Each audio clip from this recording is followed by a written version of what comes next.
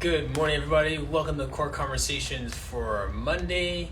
It's a Freestyle Monday. My name is Martin, and this is what we do every day, 10 o'clock a.m. Eastern Standard Time. Dad goals always, and you are welcome to join me on the screen, and let's talk about business today. Let's talk about marketing, and I got some stories for you from the weekend as we kind of reflect on it. So, Becky Fares, how are you? I hope you're doing okay. I'm not sure. I didn't check the news to see how your area is doing. Give me a thumbs up. How are you doing? Hope you guys didn't get hit too badly.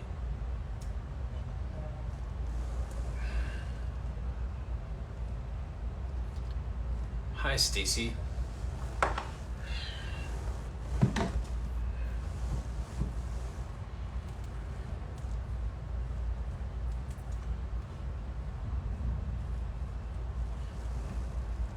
Sarah. Next Generation Pilates.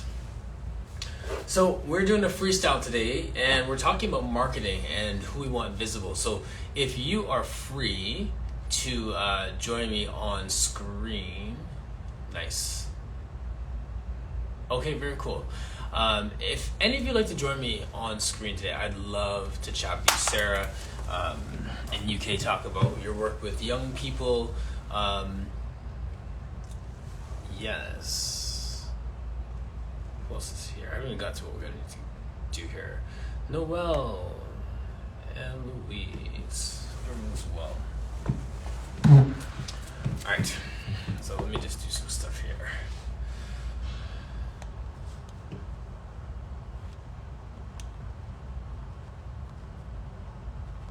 I'm going to put a question up here, and it doesn't need to be a real, like,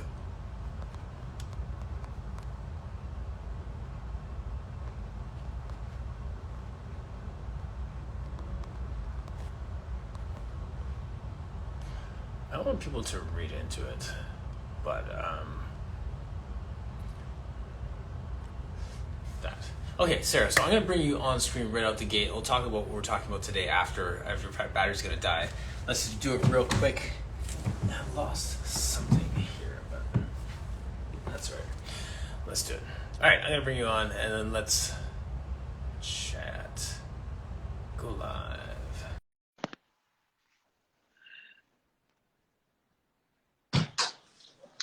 Good afternoon. Hello, UK. yes, it is the afternoon. Is this working? Is the reception okay? Yeah, it's fabulous. It's like Oh, crystal good. clear. Nice to see Nice. you again. Yeah, so good to see you. You're doing lots of stuff. You have some great content up. Oh, thank you. Yeah, I just find it entertaining, really, trying to share the message. My kids often go, "Oh, Mum, that's so embarrassing." But you've got to keep going, haven't you? Yeah, And they're not paying the keep bills. They posting. just Kids are always embarrassed of their parents anyway. So I think right. that's probably a good thing. How are you keeping? Mm-hmm. Good. I spent some time this weekend with the kids too. I had this like window of time where like one of my sons is getting ready to go to a post-secondary. My other son's getting ready for high school. His basketball season just ended. The other one just finished work. Mm-hmm. So I just looked Thursday afternoon. I looked up. I was like, wait a minute. There's no plans this weekend. Like no one has to be anywhere. I was like, I'm just gonna clear my schedule and I'm just gonna just spend time with them. So Good, good. It's important yeah, to grab the times when you can. it is. It really is. And like, we can't sit here like every day preaching self-care and then be dragging, right? So I was like, I'm gonna practice what I preach. Deuces, I'm out. So I did Brilliant. that, and it was good because it was like it wasn't like I was like absolutely burnt out, and I hate getting to a place where I'm burnt out and I need that time to just recover, and Mm, then you're just licking your wounds the whole time, right? So yeah, yeah. that was like really proactive, and it was fun. We didn't do very much, just kind of hung around the new house and well, new old house, I guess, and did some stuff in the rooms and went out for breakfast and just did life Just slow together as things down a opposed to bit. yeah, Mm, yeah, yeah. mm. So it was good. No, it's important to do that. We're on holiday actually at the minute for a few days. Hmm. So we're Nice. just taking some time by the beach, which is nice. But Awesome. yeah, marketing strategy. Sorry, I digress.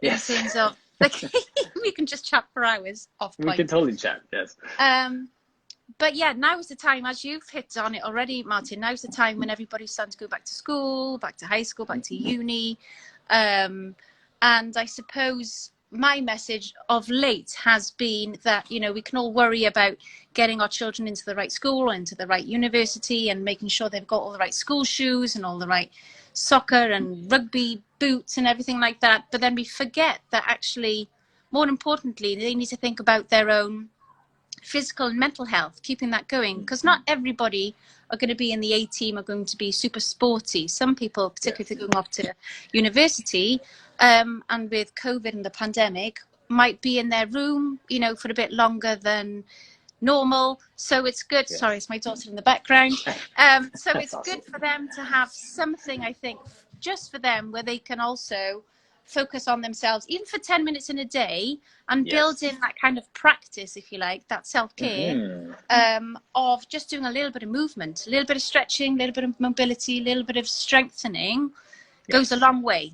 And I think that's the key thing with people who go to university or high school or schools, is just to keep it short, simple, and, you know, not too easy. It needs to be challenging, but to keep it short and simple, so it doesn't seem like another chore that they need to add onto their list. Yeah, and you know, and even like if you go back to like Return to Life in the book, where Joseph Pye is saying like just do 10 minutes a day.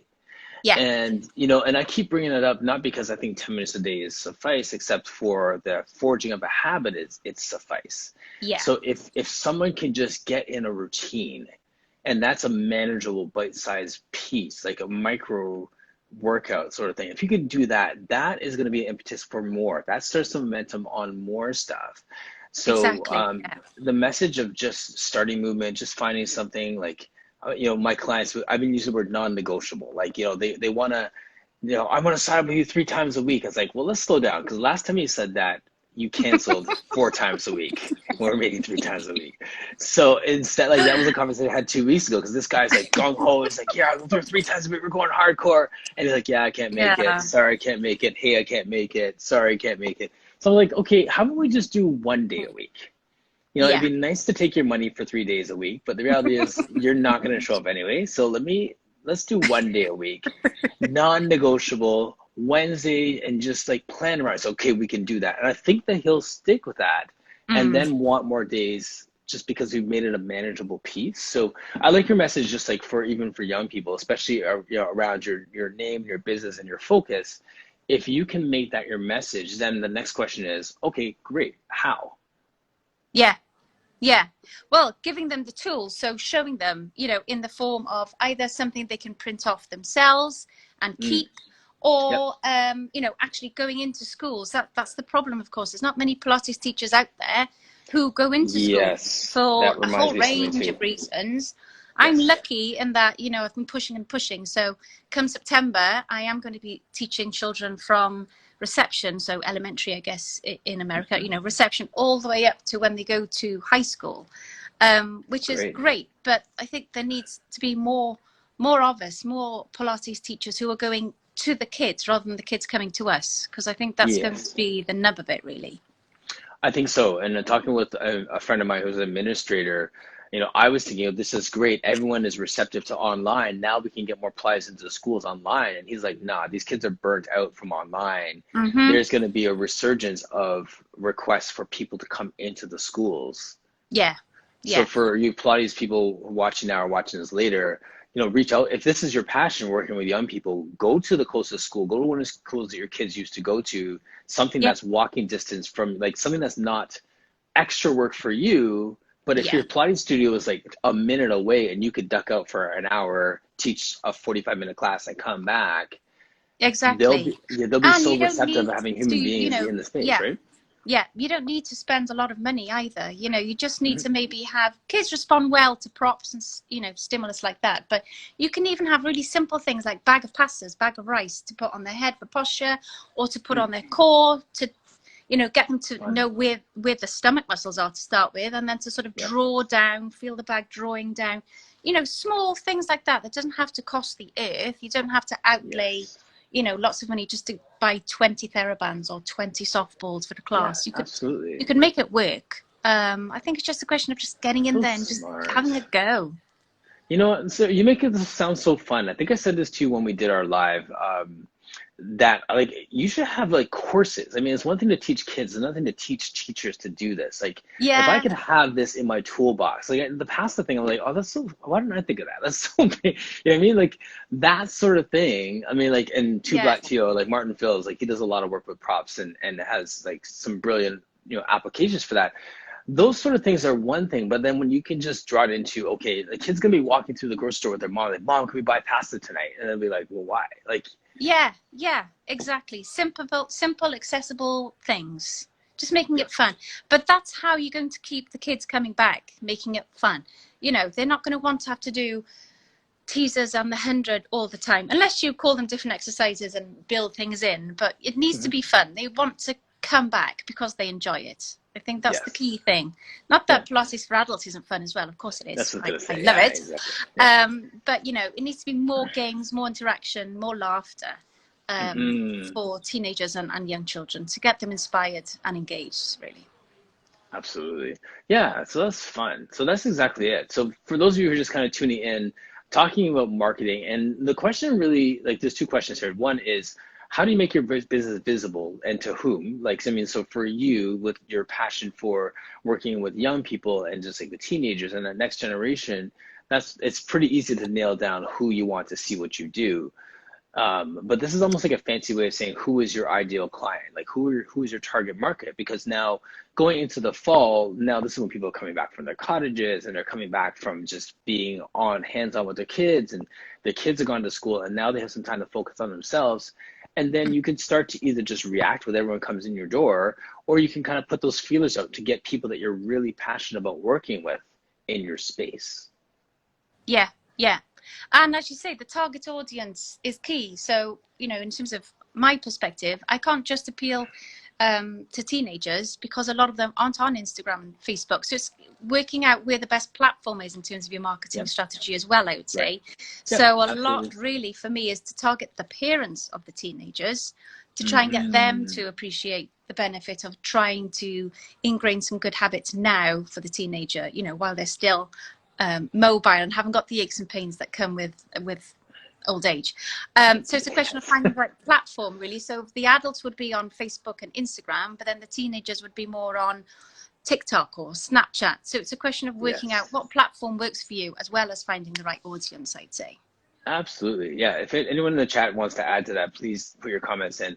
On Friday, when I just did a freestyle. Part of my just doing a vacation for the weekend was, instead of doing an actual core conversation at 10 o'clock, I went on at 6 a.m. when I was just doing my Starbucks time before everyone woke up at my house. And I just went on and I just did a live, right? So, and that was 6 a.m. my time. So that's like, what, noon your guys' time? Yeah. Still early. Yeah. So I had a whole different crowd at 6 a.m. on a, Really? And it was pretty cool. So with that, one of the guys that came on, funny enough, was a guy who lives local to me, Neil Persad. He's not here in the chat now, but like he has a podcast called Hustle Mode Podcast, and he's a marketing guy, different space than fitness altogether. But he has really spoken into my life and really been just a real breath of fresh air in terms of like marketing ideas. Just to echo something that he said a while back is that we are on Instagram right now. So when we start talking about the value of Pilates and the value of Pilates for young people, everyone who's in the chat knows that. Yeah. So this is technically business to business. This is B2B. And what he was saying is, if we go to LinkedIn, for example, then you have your accountants and your business professionals and people looking for jobs and people who are at, different income levels and looking for stuff. They're not necessarily Pilates instructors who are just like doing content. They're actually our consumers. Yeah, and they might be schools or universities, high schools. And schools, exactly. Organizations, all this sort of things. So that is your B to C. That's your business to consumer. So if you're doing stuff here, that's great. B2B, awesome. But now the problem I had was that I was doing stuff here, like, hey, come sign up with me, Sarah. And you're like, well, I'm a Pilates instructor too. Like, so yeah, you're preaching to the converted. Yeah, I'm preaching to the converted. So go over to LinkedIn. So what do you do on LinkedIn? So that was when I started to just shift over and start to build my content, build relationships there. That's And really now, yeah. yeah, so now at this point, now I'm at a point where now I'm putting out some asks. Join me on Tuesday for online. If you live in the area, like, do you have any corporate stuff you want to do? Men, if you're sitting at a desk all day, you'll find a value. Yeah. So I'm having those conversations on LinkedIn, B2C, while I'm doing this to build up us as a community, B2B. Yeah, totally makes sense. It's a question really, Martin, though, isn't it, of finding the time, but you've got to make the time. You got to make the time. Yeah. I mean, well, okay, so let's talk about making the time. We just said, like, for young people to just find some rhythm for their workouts. You know what I mean? Like, how can we carve in half an hour a week on LinkedIn? Yeah.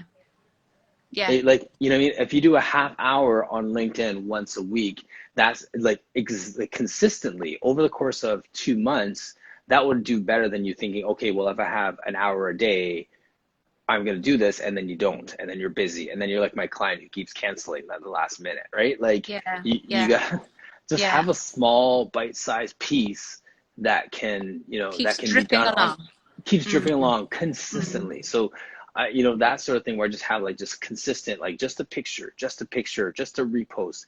And there's one last thing I would say with that, Hannah, I can't remember her last name, from Finland. She's been on here at Core Conversations. She was watching that conversation with Neil, and she was like, that's brilliant. And I see her on. So anything that she posts, I repost for her so that I don't even have to make content. I just reshare what she did. And then she just reshares what I did. So like in between my like every Monday at 8 a.m. post, if something pops up from Martin Phils or from you or from Sunny or whoever's in the chat on LinkedIn, I'm like, oh, check out Sunny. She's really cool. Oh, look at this. Hey, you know, Natalia's hiring or whatever it is. I repost their stuff and there's my bonus content. There's always stuff there for you to post. I'll have to find you on LinkedIn. I'm a newbie there, so I'll come and find you. It's all about building connections, isn't it? Exactly. So for those of you in the chat, there we go. We can just like monopolize this. Like we can just take over and just help each other build. Because then once I, you know, like I said, we just save so much time. Like you don't need new content. Just grab something from my page. And just throw it up. Absolutely. Yes, perfect idea. You got like a month worth of content right there. Yeah. But, you know, as that person there's saying, LinkedIn isn't an underused resource. I really think it is. You know, we can funnel so much of our time and effort into Instagram when actually I think we're sometimes missing the bigger picture, as you say. So I think we should all be heading over there and spending some time, spending some love on LinkedIn. Yes, exactly. Okay, I'm not going to monopolize your vacation time anymore, but thank you for jumping on. It's been really lovely to chat. Really lovely to see you again. Yes, thanks likewise. for having me. My pleasure. Bye. See ya. Bye. See you soon. Bye. See ya. Martin Phils, I know you got classes coming up. Do you have a minute to jump on? I want to talk about Clubhouse. I'm becoming like the social media expert based on what I learned in like the last 2 days. that's a bad formula for stuff. So I'm doing it anyway. Sunny, going more Joe, I'm awful at that. You know, a lot of us are, but then I'm sure all of us were really awful at Pilates at one point, and it just took some practice. So if you want to invest in it, getting better at it, it's totally doable. I'm going to talk to Martin about Clubhouse in a minute here, and just my reflections on that, because I followed some instructions from my coach on the weekend. So let's get him up here.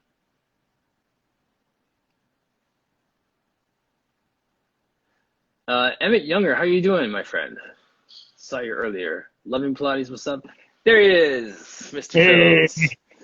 Yay, let me make sure my volume is up here. Oh, yeah, it's clear. I'm supposed to be with a client, but they canceled last minute, so here I am. Nice. Actually, can you turn your volume down just a little bit, I think? Oh, sure. Could you imagine? This is the first. Turn it down. Usually can't hear me. Okay. All right, so You're schooling me today on Clubhouse because I don't know. I can't say that I know either. Well, let's play this game. I'm the skeptical. I'm not a boomer. I am a Gen X. I mean, I'm 1964 baby, but I'm the skeptical older person that you're trying to convince that the internet is a great thing. So give me your elevator. Give me your elevator pitch for Clubhouse. It's interesting to say that the internet is a great thing right off the bat, because like the internet is a thing, right? Yeah. It's a thing. It's like money. It's a thing. It could be used for good or it could be used for evil. It's just a thing. Mm-hmm. And the other piece We've been is dealing with a lot of evil for the last couple. right. But you know, it's yeah, and we've been dealing with a lot of good too, right? Good Like too. Yes, of course, of course. I mean, like just a quick example of the good. We live close enough to one another that we could like hang out for a coffee. We've never actually seen each other face to face. Okay, we have to do that before Labor Day. Right. Done. But at the Maybe same I'll go to time, your studio. yeah, please do. Yeah. No, yeah, Yeah. okay, let's do that. I was just talking with my kids on the weekend just about like our friendship and just like the conversations we've had and like how this is good. Like this is just a good thing that we have going on here, and we have never actually been face to face. So there you go. That's one of the benefits of Well, the like internet. I The said, fact we that we better both do have, it sooner before all the case counts start going out through the roof. I know we have like 4 days. Basically, yes. Then the world will end. Yeah. Crazy. Oh, Okay, but check out Clubhouse. So Neil Prasad, who was in on Friday, was talking about like the value of Clubhouse as being a space where there are conversations that are going on, and it's audio, right? So it's just like, let's say you and I, like we could be on Clubhouse right now, but we're having this conversation where people can't see us, but we mhm, would talk about social media for the fitness industry, specifically for Pilates. mhm. And now people who are in the chat who want to hear this conversation about how do you make your business visible, would be listening to this conversation, and then they could hit a button to be able to join the conversation. So then they could jump onto the platform, so to speak, and then they would have an opportunity to talk. So we would now be on mute, and that person could share their thoughts on it. So, for example, Sarah was just here a minute ago, Sarah Ellis from the UK. So now she talks about, you know, how does she make herself visible to young people? And she talks for a bit, and then it comes back to me or you as a moderator. We can be co-moderators, and then the Right. conversation continues.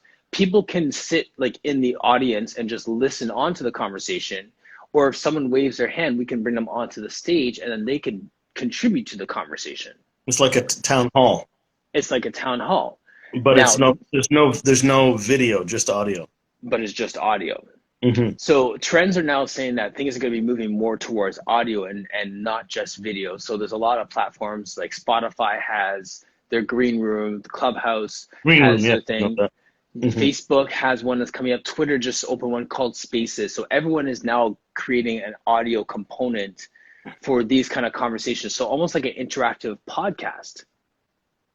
Okay. How do we? So then, here's the question: how do we vet who's coming into the conversation too? Because you know it's one thing to have audio, Lindsay. and I mean, even Zoom with video had problems with Yeah, people like, Zoom bombing in the beginning, right? yes, I And some recall. horrific examples. I was just hearing one on CBC on the weekend about a very really brilliant woman in Montreal who started some anti-racism training Mm-hmm. and so on. And she got the first Zoom meeting that she had with elders in the community and stuff was being Zoom bombed by all manner of people. Yeah, so Using the you can word select shall not who. say. So you can really one select who joins you on stage. Hmm. There's a way like you could put in your profile and you can see what they just from some of the stuff I was watching. It's one thing to put in your profile like I have my I study here, I did this, I did that, and people now have like page long details of what they do, who they work with, where they learned, where they're doing stuff, what are their social media. So they Hmm. almost like to build some credibility and to make people feel quote unquote safe. You can see how the experts in Clubhouse really have these long descriptions, almost like a resume of their Hmm. experiences, where they've been, what they've done. So you get a sense of, okay, this stranger might be pretty safe. So nothing is really ultimately safe, but you as a moderator can control who is in the space, and you can drop them quickly and all that stuff. Okay, so the next So question is, where is the advantage? I'm being the interviewer here. yes. So and you're selling the product. So what's the advantage of Clubhouse over, let's say, any other sort of group chat that's already commonplace? Sure. So the two advantages are one, it makes people who are experts in a certain field more accessible. So if I have like, let's say, I don't know, some superstar and we're talking fitness and whatever, some person that usually you can't reach out to, they don't respond to you on Twitter or Instagram, maybe in a conversation. the chance of you having the accessibility of being joining them at, like, on stage to talk and be part of the conversation with some superstar is there, for one. Two, it's not recordable. So it's like there's a sense of urgency. You want to be there because if you miss it, it's gone. Like it's not recorded, and so it creates a safe space to have a conversation that it's gone once it's gone. So I could see the good and the bad in that. Not there's good and recordable. bad. Yeah. Okay. So that's definitely a double-edged sword. But I think the thing that's appealing to people is just accessibility, people that you wouldn't have access to be in conversation with them, and to the fact that it's not recordable. So what's in the room is in the room, and that makes for like. And there's some conversations that I was listening on yesterday, like in terms of race and interracial dating or dating and black men or whatever it is. So there's yes, Martin Squared is in the room. Yeah. So anyway, so the point that Neil was making with this is that, because we are content creators and we're speaking with some level of expertise on certain things, that's another platform where our voices can be heard and we can connect with a wider audience. And for people that have more club and some people who are new to the space, I saw it like in my own head. It's the same as the Instagram Live, right? Like right now, me having this conversation with you, I'm leveraging your population and you're leveraging my following as well, right? So now someone's going to hear this conversation because they follow you, notice me and follow me. And now that's growing my scope of influence. That's growing my touch, my connection with and people. vice versa. Yes, of and course. vice versa. Yeah. So then that's the same thing that happens on Clubhouse. So that we're building that audience to get our message out. If you're passionate about a certain thing, if you want to get people, back to making your business visible. Like if I go on to Clubhouse with a message of, I want to connect men to Pilates, I want to make Pilates accessible, I want to make sure that there's representation, and I want more people doing Pilates more often. Like that's the kind of the handle for my business, just more people doing Pilates more often. Yeah, So and mine as well too. Yeah. Is there a demarcation between corporate and individual or professional line versus a personal line? Yeah. So in the way that it's done is that you can have your individuals and you can create clubs. So I can just go on as myself and make a room and just chat, or you and I can make a group and say like we're gonna do the Pilates. What was that joke? What was the line we're joking about making a podcast? Present company excluded. Yes. Right. Right. So and the vision for this, I'm making this up on the spot right now, people. So this is it. So present company excluded.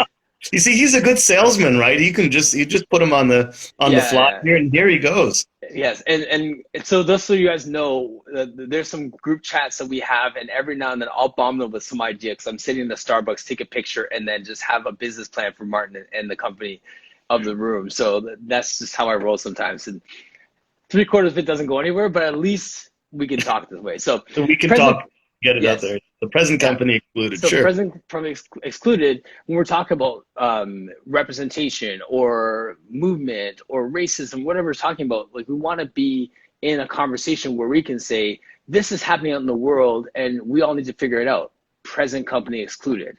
We're aware and we're the ones who are now bringing some awareness. This is up to you. Well, and again, that has good and bad. We have to be prepared for if you're doing stuff like that. Again, with that level of anonymity, just because I know how toxic Twitter can be, where there is a level of anonymity. I mean, the tweets that come back, you really don't know what's behind the handle or anything like that. That there's a risk of high toxicity, and then again, any good ideas will be just papered over by all of the toxic stuff. And I swear this is what people do. It's deliberate in order to kind of water down and melt down for sure messages, right? So absolutely. But having a little bit more control over the message has always been, I'm a dragon, right? So like a control freak, I need to have it.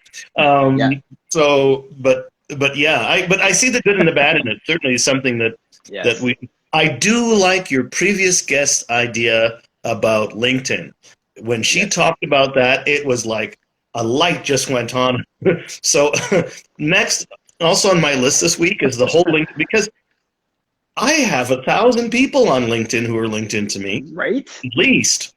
Yes, you have a captive audience you're not taking And you have a advantage of. captive audience. So it's a matter of getting, how do you get video and stuff on LinkedIn, or do you get them to Exact go through same, same as Facebook. yeah. Same. And You then can link do from you have YouTube. You people can just post it from register home. and stuff, especially, are you able to charge on LinkedIn for people to come and watch you, or is it something that you're just doing for a half hour for free, and then it feeds into your other programming, all of those things? I want to really research that, because that is, for anybody who joined us late here, that is something that, and I said it's an underused resource, and Underused resource.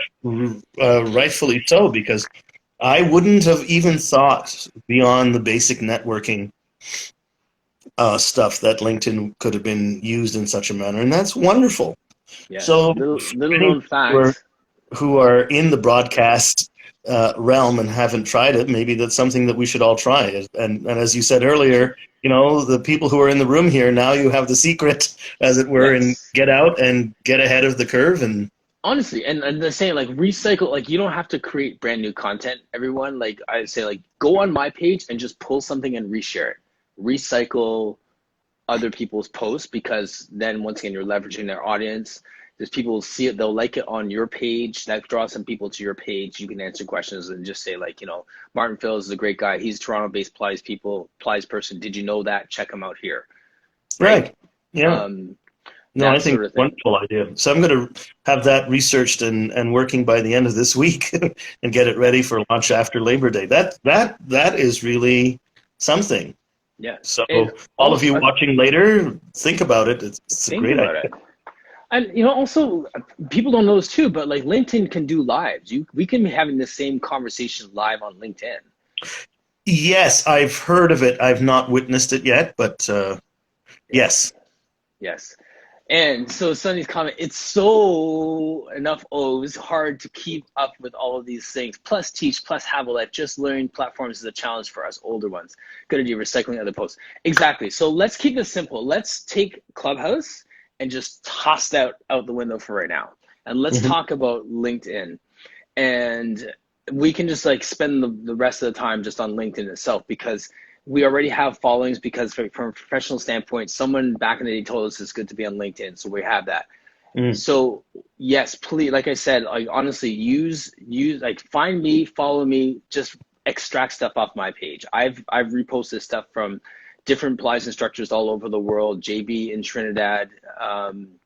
I've done the same in my LinkedIn as well. I mean, not so much recently, because the darling of the social media has really been Instagram for the longest time now. But the nice thing about LinkedIn, which it isn't just people for people's sake, rather, but it's a professional network, and that tends to really change the tone of what you're doing. Everybody is out there for, of course, for benefit for themselves, but benefit for the industry and the communities in which they are, because that's what LinkedIn is all about. So I could see that doing exceptionally well. I think it's great. And it guys, if you have not been recycling posts, even on Facebook, even on whatever social media you have, then you know what, consider it, because what you're doing when you recycle other people's posts is that, yes, you're drawing attention to them and their good ideas, but not only that, you're also gaining recognition and of yourself, in that you recognize those good ideas and you're willing to push them out. And again, as long as you keep it on professional level, exercise level, I mean, if there's going to be stuff on social contracts and anti-racism and so on, that again, you keep it on a very professional, even academic level, I find that takes the tenor of the argument way down. Right, it becomes a reasoned approach, as opposed to people yelling at each other from sides of a chasm, which is only getting bigger, not coming together. Right. So yes, if you're not in the habit of recycling posts, even the posts of your colleagues, get into that habit, because I think it's important. It's a great way to spread ideas Yes, and Right. also just to add on that, recycle your own posts. And Yes. Oh, what I yes. mean by that is, if you go on LinkedIn, instead of like I just want to answer like Sunny saying like it's so hard to keep up with all these things. I'm trying to keep this as easy as possible. Sunny has a ton of content on Facebook, and Instagram, right? So Mm-hmm. it's one of the easiest ways to do it is just screenshot one of your pictures from Instagram, say from like April, and then take your April Instagram post and then put it in LinkedIn and just post it in LinkedIn and just type some comment. And then just go through, put your April, like just do it like that once a week. Just pull something from your old content to a new platform because no one knows it's there. Well, and even It's a beyond that, different you should audience. recycle your own stuff on LinkedIn because you know Yep. what? Stuff that happened that you put in a year ago, people have forgotten already, and they're not going to scroll back through your Yep. profiles for a year of Right. stuff to find stuff. So if it was useful a year ago, it's going to be useful now. Might even be more useful now. It might Maybe even more relevant. relevant now. Exactly. So why not? I think it's I started to deal with my finished on Fridays, and not because I haven't had time, but I've gone through some of my old ones. I'm like, oh, this speaks to me even more now than it did 8 months ago, right? So, and then the responses are like stuff that I thank you, I need to hear that, and it's like, wow, like it's affirming. Like when we do things like that, like think about like how something hit you and where you were at the time, and then use that emotion when you're putting it, when you're reposting it, and say like, I was at this point in my life when I said this. Here I am now, or I thought this, even if it's wrong, like even if your movement is wrong, I thought this is the way it's done it. Now I've seen this way. This is true too. What's your thoughts, right? Like you can do stuff like that and just recycle it. And actually, I just want to just jump on one more piece on that recycling. When it comes to LinkedIn and everyone who's now like, yeah, I'm going to do this, give. Like I just focus on giving. And I took 3 months of just giving. Don't go up there and be like, I had this class on this day, I had this course, sign up for, with this. Don't posture, just give to the community. Let them see, let them think, let them be inspired. Give for like 2 months before you make your first ask. Deposit before you take a withdrawal. Or deposit, withdraw. Deposit, withdraw.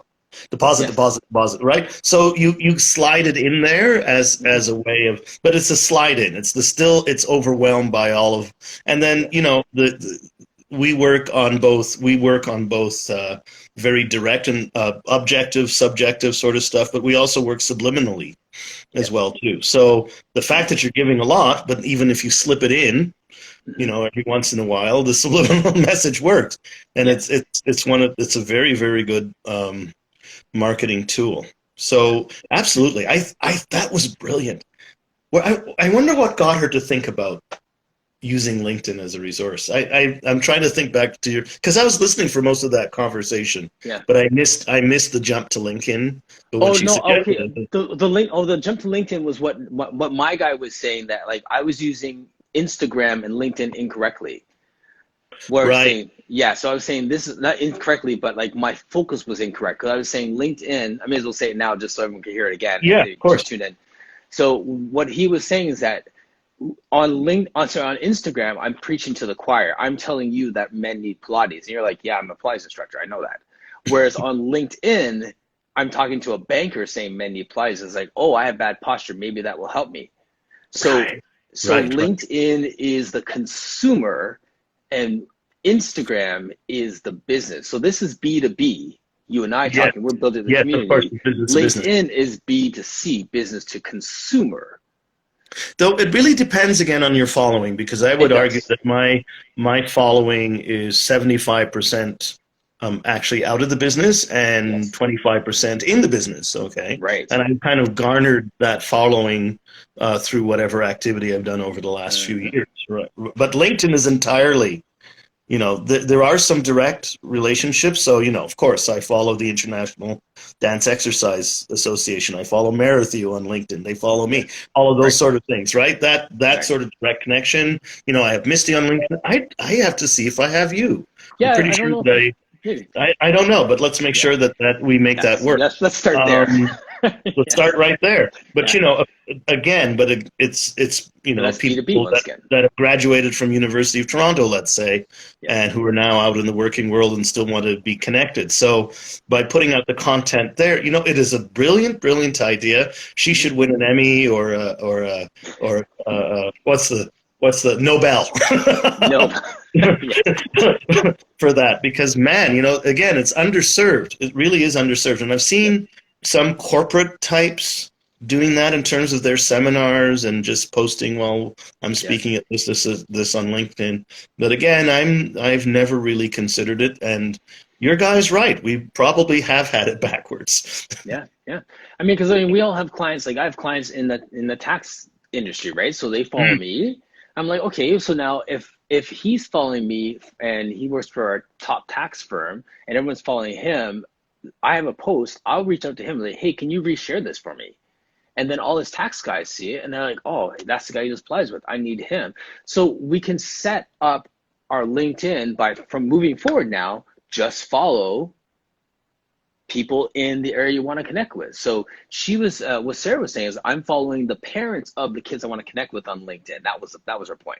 Right. That was it. It gets to her target market, which is youth. Yes. Yeah, exactly. Okay. Right, exactly. So then when you think about what your target market is, then start to follow those people on LinkedIn. So then when you start to do your stuff, you're not preaching to the choir on Instagram, you're speaking to the consumer on LinkedIn. So just a question for Saga City Kings, Yes. because she says almost all of my business is done across media platforms over the last 12 months. Which media platforms are they? Do you want to put them in the chat? And yeah, that's I know what that is. That's actually Lewis from Saga City Kings, and I think he does. Sorry. Yeah, I think primarily Instagram, if I'm correct, and he works with basketball teams and connecting with young people in that way, right? So. I think, and that's because a lot of young people are now following their basketball players and following younger grassroots players and stuff. So if you can get the attention of the guy who's watching some guy, in some university and what school, high school, what university is going to declare to next month, right? Like you're watching that, then it's like, oh, I could try out for his AAU team.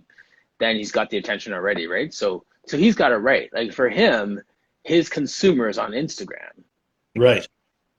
But for us, I mean, because we are dealing with adults for the most part, and the people who need it the most are exactly the corporate types who are kind of chained to chairs all day, right? And not as active as they should be. I mean, LinkedIn is a great resource. Yeah, yes, I think that's another important thing that I think you and Sarah touched on earlier is that identify your target market. Mm-hmm. Right, that is so very, very important. Oftentimes, people just kind of fling stuff into the ether, hoping that it will stick somewhere. But you really do have to identify your target market. Know to whom you wish to get a message out. Right, you have to really be, and it takes a degree of focus. And don't think that you're cutting everybody else off. On the contrary, when you focus that way, you do bring in a lot more people in the long run because it isn't an ethereal message anymore. It's very direct. It's very direct to the people you wish to hit. So, for example, I know you've been following my social media on Instagram, but if you noticed over the last week when I was doing my stories, you noticed the age group through the story because it was very, very targeted to that age group. And I got 6 messages last week saying, I need to get back to this. I need to rejoin. Right. So again, that sort of targeting really does make a big, big difference. So yes, know thine audience, everyone. Yes, absolutely. Question: is it necessary to post selfies? I mostly post pics of me if they're silly. I'd rather share pics of clients, dogs, or silly stuff for inspiration or things. Mark, you've spoken to this in the past. Like, if you want to take this, and don't take my take as gospel. I like to show my clients doing the work, doing things, and see this. They represent the everyday, the common man. Because you could see me. I have so many pictures of myself doing side bend with twist and teasers, and doing long stretch on sliders, right? Using props again rather than on the reformer. I've stuff of me on the reformer too, right? I'm slowly getting back into a studio to do that. But really, I find the most effective posts are my clients doing their exercise and enjoying what they're doing. Yes. Yeah. Right. Those things really do sell. So I think that you're quite right. The selfies are great. And maybe, every once in a while you performing something, out of the repertoire is good, so people can see how you move. That's important. But really, the best thing is to show your clients moving well and having fun. I think is a lot more effective than just putting yourself out there, because it becomes a performance, just like 99% of the stuff that comes up on Instagram these days, and it gets lost. I think but again, that's my opinion. So right, yeah. Martin, what do you have to say to that? Well, I agree with that, but I've just when I started to pull away from doing posts of myself, I had a client, not even a client, a friend of mine who watches my posts from time to time and says, I like seeing your videos because your pictures, anyone can hold a pose and make it look pretty. You know that you can't hide in a video. So I like to watch your videos. Yes, videos are important. Yes, that's true. Anything that I posted myself is moving. It's not as still. It's moving, right? So I just, for him, he's inspired by the videos. So I continue to, I'll post, my ideal client. I do lots of pictures with certain clients that have asked for permission to put their stuff up. Same here. Yeah, so those are the individuals. So you'll see a lot of like dads and professionals in my thing. So they almost have a persona, like the Fitzes and the Hittens and those gentlemen that I've worked with. They're like insta famous in their, like, to their friends and family because so I've used them so much, right? So I love doing that. But then when it comes to me, I'll do the odd still. But I know that people, like, from feedback, they want to see videos of me moving.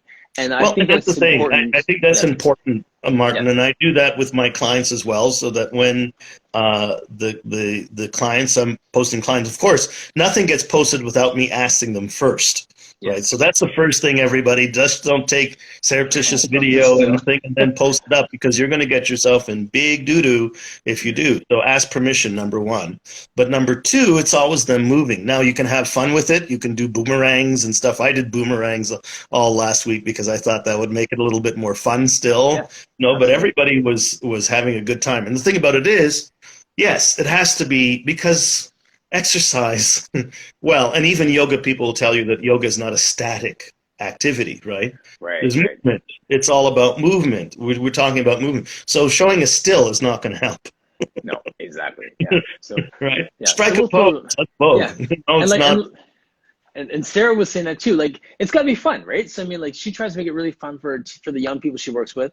When we do like fun boomerangs and just see us smiling or grunting or sweating through an exercise, that shows that it's dynamic, it's fun, it's movement, it's challenging, whatever it is, like, shows some of the emotion to it. So that's why I try and capture, in those posts. And actually, and the last thing I was gonna say with that too, like, Trey Arts just joined us. The other part to it too, which I'm very intentional about, is the fact that I am a male, Black, non-dancer Pilates instructor. Yeah. Right? So you want to, like, I'll sit here and wait for you to name 5 more people like me in the world. Here's one. Yes, right? So 1, 2 right here. So that sort of thing. So when people will start to think about, okay, I want to get into Pilates, I want to teach Pilates, I think it's important for them to see us. I mean, like, just to be able to just identify someone else who's doing it, much like Trey Arts in the art world. Like, we did paint nights and some lady rolls in and we start painting a lampstand. Like, Trey Arts is like doing pictures of Kawhi Leonard and Buju Banton and Michael Jordan for his paint nights. And he looks like me, right? So generally speaking, as a guy doing art. So when we could see ourselves, then we can see ourselves. Well, and I'll tell you, I get more traction sometimes, showing videos of Sylvester Stallone doing long stretches, and that he's like a big Pilates guy. Yeah, because his daughter teaches. And his daughter teaches him, exactly. So, people just like, well, and then it becomes quite the motivation. I mean, we don't have celebrity status that these guys do. And also, LeBron James on the Reformer. Yep. It really garners people's attention. Said, oh, really? I had kids over the summer, younger people, late teens and stuff, who got on the reformer for the first time because their role models were on the reformer. And then when they got on the reformer, they understood why their role model was the reformer. And at that tender age, there were postural issues, there were imbalance issues, all of those things already. None of them were the age of 20 yet. Right. So they now have this gospel, and now they're beginning to preach it to their friends, and so on and so on. There's a question here I want to address just from Orhan Kanat. Yes. I always feel shy to post my clients' photos. It feels I share some things between my clients and I, and it's very private to me. Oh, and I totally get that. This is why asking permission is so very, very important. Yes. And you know what? Let's face it. If you can catch them, ask them permission at the beginning of the class and then catch them candidly doing something, that's fine. Yes. Other times, if you want to have it removed from that sort of intimate relationship that you have with your clients, then it's okay to stage something. It doesn't necessarily mean that they're going to strike a pose and hold it. You're going to tell them, okay, I'd like to take a picture and maybe have you do, your favorite exercise, for example, right? And just have them take a video of you leading them through the favorite exercise. Look, everybody, 99% of what you see on the internet is staged. I put up another story the other day. Did you see it, Martin? It was it was the one about the filters. Don't believe everything you see on the internet. It's going back and forth. Well, yes. So 99% of the stuff that you see online is staged. Yes. So a selfie would cost business. Oh dear! Don't undersell yourself. I mean, geez, they're coming to you for your expertise and your skills, and you have a wide following. So really, we can't be shy anymore. We kind of have to. We're fitness leaders, and leadership also means standing at the front. Yes. Okay. And now the problem is in this day and age, of course, is that when you put yourself up front, you're bound to get a rotten egg or a tomato thrown at you, and that's the toxicity aspect of it. But if you keep your message positive, and you put yourself there not for your own aggrandizement, but rather that you're saying that we're in the healing arts and we're here to help and stuff, then you find that negativity is very, very few and far between, and if it does come, it never sticks. Or you have your crew come up and beat them down. Exactly one or the other. Which is the other. That's the beauty of what's happening too. Is that we, you, myself, the Missy Lynns, people who are just like we're out here, and it's not everyone's calling, but we're doing this in a way that we're establishing this culture of inclusion and welcomeness and belonging.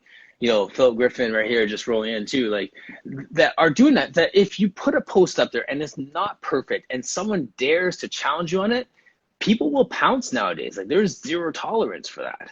Yes, there is zero tolerance for any degree of toxicity. I think that all of the controversy in the Pilates world in particular, for those of you who are not in Pilates, we had Anula having some very, very serious issues with and she was one of your guests, I think, at some point.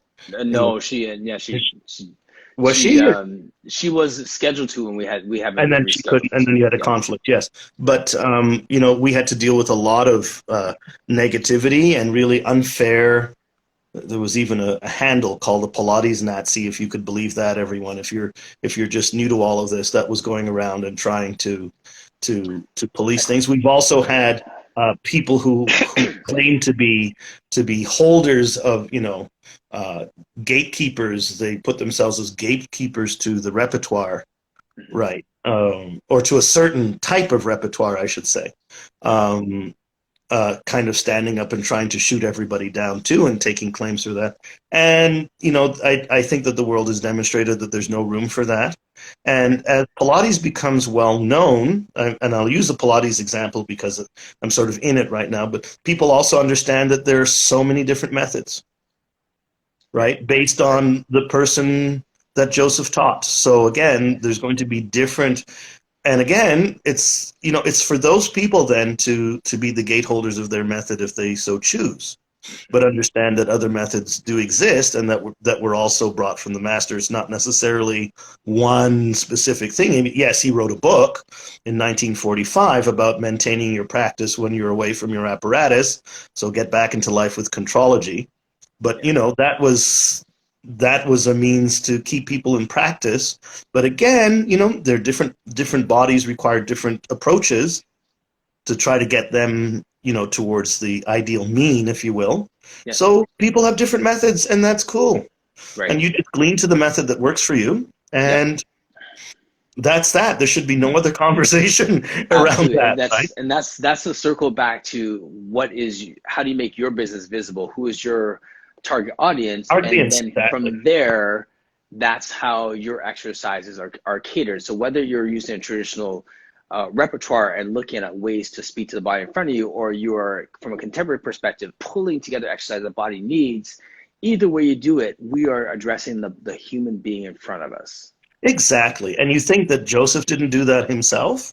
Thank you. I mean, he was dealing with one of the great Pilates masters herself, had a double mastectomy in the 60s. How do you recover from that with the butchery that was surgery? That was that, yes. at that time, right? Yes. So he spoke to the body that was in front of him, and a lot of the rehabilitative Pilates and stuff comes through that education, right? Yes. He spoke to other bodies. He spoke to dancers. He spoke to athletes. He spoke to different people, and there were always adaptations to the method, So we were just talking about Eve Gentry right now. But, yes.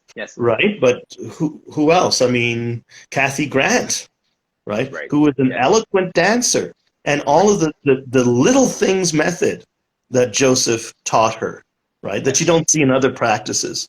Because Kathy had that sort of control that needed to be maintained, right? Yes. Not everybody needs that or wants that, but that's fine. That's the method that she got, and it's quite valid. Exactly. And look at, Troy McCarty has been on the show before too, and he was talking about, like, from the people that he learned from, and such an emphasis on the mat work. And all of his Pilates and every piece of equipment has its place. But like when you learn certain things and have different points of emphasis, that influences how you're taught. Right. And all of it's amazing. It's all movement. It's all Pilates in such great ways. And people, I'm just going to boast on my friend Martin Phillips here for a second. I know it's like, brace yourself, trained contemporary, quote unquote, and I'm going to say it like that on purpose for a reason. I had one of his people join me for online classes. In case you don't know, I'm a contemporary instructor. I have knowledge of the old ways, if you will, or at least one method, one of the traditional methods, because again, there's several. But I'm considered a contemporary instructor. Yes, for the sake of a category, well, let's put him in the contemporary box. Yes, sure. And then I taught a classical online class with one of his students. And she flowed through this classical repertoire, knew where to be in space, quick cues, knew what to do, gave her some points, and she moved through it. And my point is, people, continue to educate yourself. Even if you call yourself one thing or in one box, if you're completely dedicated to learning, I have the utmost respect for Mr. Phils here as a teacher. If he calls himself contemporary and his teacher and his student can walk into a classical class and throw down, that's when you know you have a great teacher. Are you, as an instructor, continuing to learn and be able to speak the language of Pilates in its full dialects or not? That was my challenge. Well, and of course, the whole idea, of course, that whether you're contemporary or not, it's about spinal stability and mobility through space, and then incorporating our core, powerhouse, and various other parts of the body, understanding that your body is either directly connected to or innervated through, there's a big word for you, innervated through our core, so that the stimulation of the core through that, and once you understand that, and once you understand movement, right? Because we're, as you've said a million times in every week, like week after week now, people, if you don't believe it by now, get educated. But it is, we are movement people. We are movement instructors. We want people to move the best way possible given their bodies and their types. And many people have limitations, okay? So we respect that. We want people to move comfortably and easily through space and through time so that they can live productive lives and do whatever the hell, I was going to use the other word, but do whatever the hell they want to do and be able to do it, right? So that's our thing. And that should be always. Amen to that. That's the bell. My 11 o'clock person's coming in. We could geek out on Pilates for another hour. Yes. Maybe we'll do a LinkedIn live. Yeah, we should. This thing about marketing, I think, is great. Yeah. So again, LinkedIn, everybody. If you're not on it, get on it. Martin and I are on it. Just look for us. Look for us on LinkedIn. Start linking up, and then we can get going. The two Martins here. Yes. I have one more plug before we jump off here too. I'm doing a Pilates After Dark on Friday night. And that's Brenda Freeman, who is a somatic sex educator. So Pilates and sex is the topic for Friday night. So you'll see posts coming up. Nice way to lead off a long weekend. Right? So that'll be interesting. So so tune in for that. An Australia person's Friday morning. Just some crazy stuff all week. It's going to be fun. I don't even have my guests in front of me. Oh, another social media person tomorrow too. This gentleman by the name of Emmett from Audia is my guest tomorrow, and he's talking more about this audio component to how we market ourselves. So I totally forgot about that. So so tune in for that tomorrow too. We're going to be Idea as well. You said like audio idea. Audio. Audia is the name of his company. Audia. Okay. Yeah. Yeah. Perfect. Yeah. So good stuff. Thank you for joining me. Thank you to everyone who jumped on today. And once again, I have a podcast-worthy casual conversation for a Monday morning here. This is solid. Yeah, I lucked out. Awesome. All right, signing off. Thanks again, man. See you soon. Yes, sir. Bye.